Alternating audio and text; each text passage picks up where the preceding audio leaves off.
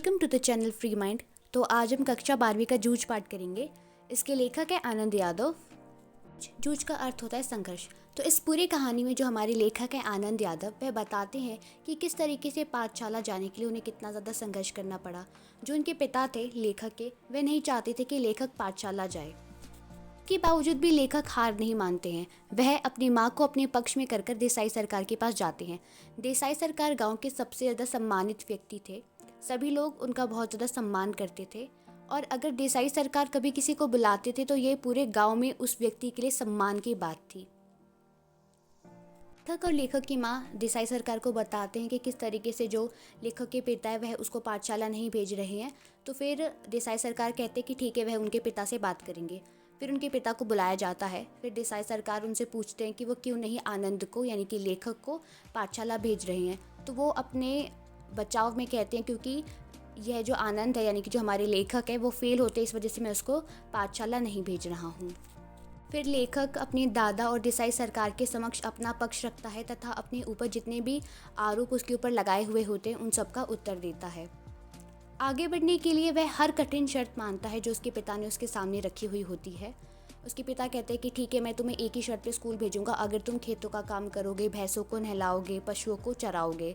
तो लेखक अपने पिता की सभी शर्तों को मानते हैं। बताता है कि पाठशाला के नए माहौल में ढलने के लिए भी उसे संघर्ष करना पड़ता है।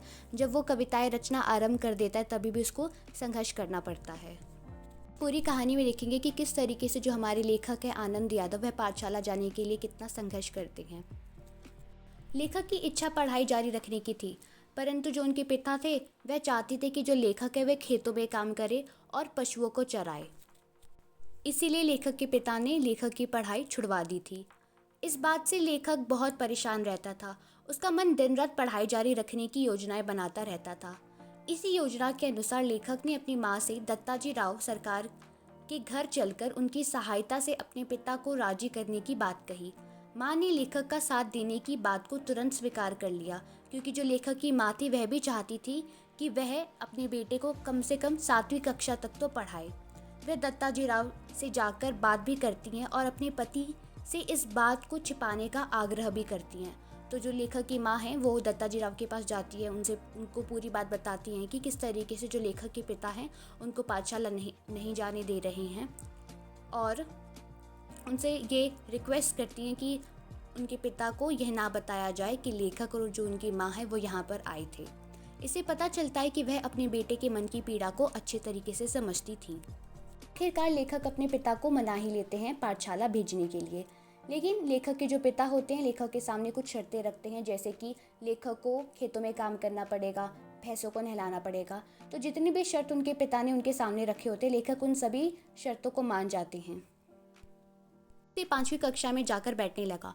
वहाँ उसे वापस अपना नाम लिखवाने की ज़रूरत नहीं पड़ती है क्योंकि उसके नाम के आगे 5वीं ना पास की टिप्पणी लिखी हुई होती है। पहले दिन गली के 2 लड़कों को छोड़कर कोई भी लेखक का जानकार नहीं होता है। लेखक को बहुत बुरा लगता है क्योंकि जो उसके साथी होते हैं वे आगे कक्षाओं में चले गए होते हैं। सोचने लगा कि उसे अब उन लड़कों के साथ बैठना पड़ेगा जिन्हें वह मंदबुद्धि समझता था। उसके साथ के सभी लड़के तो आगे की कक्षाओं में चले गए थे, इसीलिए वह कक्षा में स्वयं को बहुत अकेला महसूस कर रहा था। लेखक को मराठी का अध्यापक बड़े आनंद के साथ पढ़ाता था। जो लेखक के मराठी के अध्यापक थे उनका नाम था नव सौंदर्यगेकर। वह भाव, छंद और लय के साथ कविताओं का पाठ कराता था। बस तभी लेखक के मन में भी यह विचार आया कि क्यों ना वह भी कविताएं लिखना शुरू कर दे। खेतों में काम करते करते और भैंसे चराते चराते उसे बहुत सा समय मिल जाता था। इस कारण लेखक ने कविताएं लिखनी आरंभ कर दी और अपनी सारी कविताओं को वह मराठी के अध्यापक को दिखाता था ताकि उसकी कमियों को दूर किया जा सके। अब लेखक काव्य पाठ करते करते नाचने गाने लगा। उसे लय, तुकबंदी और छंद का ज्ञान होने लगा। गाने के साथ साथ अभिनय करना भी लेखक सीख गया था। लेखक को कविता के प्रति कोई लगाव नहीं था तो उसे अपना अकेलापन काटने को दौड़ता था। इसी अकेलेपन ने उसके मन पर निराशा की छाया डाल दी थी। इसी कारण वह जीवन के प्रति निर्मोही हो गया था। लेकिन जब उसका लगाव कविता के प्रति हुआ तो उसकी धारणा एकदम बदल गई। उसे अकेलापन अब अच्छा लगने लगा था। वह चाहता था कि उसे कविता रचते समय कोई भी टोके नहीं।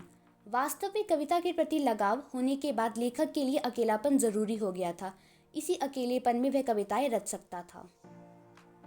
जब लेखक मराठी के अध्यापक सौंदर्यगेकर से प्रभावित हुआ तो उसने भी कविताएं लिखना शुरू कर दी। भैंसे चराते चराते लेखक फसलों पर, जंगली फूलों पर तुकबंदी करता, जोर जोर से गुनगुनाने लगता, कविताएं लिखता, फिर उन्हें मास्टर जी को भी दिखाता। कविता रचने के लिए लेखक खीसे में कागज और पेंसिल भी रखने लगा। फिर लेखक बताता है कि अगर कभी उसको कागज या फिर पेंसिल नहीं मिलती थी तो वह लकड़ी के छोटे से टुकड़े को लेकर भैंस की पीठ पर रेखा खींचकर कविताएं लिखना शुरू कर देता था, और कभी कभी तो वो पत्थर पर भी कविताएं लिखना शुरू कर देता था, और जब उसको कविताएं याद हो जाती थी तो वह उसको मिटा दिया करता था। वास्तव में कविता के प्रति लेखक की लगन बहुत ज़्यादा थी। कविता के लिए वह अपना पूरा जीवन बिता देना चाहता था। लेखक बताता है कि कविताएं पढ़ते हुए और कविताओं के साथ खेलते हुए उसे दो बड़ी शक्तियां प्राप्त हुई। पहली, लेखक को डोल पर चलते हुए अकेलापन और उबाऊपन महसूस होता था, लेकिन कविताएं पढ़ने से लेखक का यह उबाऊपन बिल्कुल दूर हो गया था। लेखक अपने आप ही खेलने लगा। लेखक को ऐसा लगने लगा कि यदि वह अकेला रहे तो ज़्यादा अच्छा है, क्योंकि अकेले रहने से वो ज़्यादा कविताएं लिख सकता था। दूसरा, लेखक को कविता गाना आ गया। थी आपकी कहानी जूझ। मैं आशा करती हूँ कि आपको ये पूरी कहानी समझ में आ गई होगी। If you like the video please hit the like button and subscribe to my channel.